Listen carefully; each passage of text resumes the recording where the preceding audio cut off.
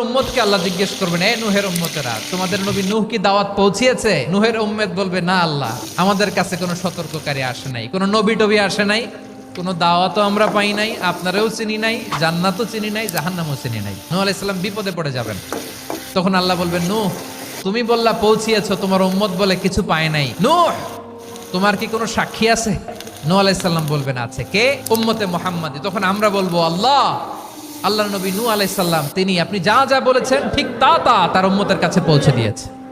এবার নূহের উম্মতের সাথে আমাদের ঝগড়া লাগবে। তারা বলবে, তোমরা আসছো আমাদের হাজার হাজার বছর পরে, তোমরা কি করে জানলা? তোমাদের সাক্ষী ধর্তব্য হবে না? আমরা বলবো, আমাদের কোরআনে তোমাদের নবীর কথা আল্লাহ আমাদেরকে জানিয়েছেন, দিন রাত এক করে তোমাদের কাছে তিনি দাওয়াত পৌঁছেছেন। তোমরা কানের মধ্যে হাত দিয়ে রাখতা, চেহারাটা কাপড় দিয়ে ঢেকে রাখতা, আল্লাহর নবী নূহকে পিটিয়ে ছালা দিয়ে পেঁচিয়ে তোমরা পাহাড়ে রেখে আসতা, সব আমরা জানি।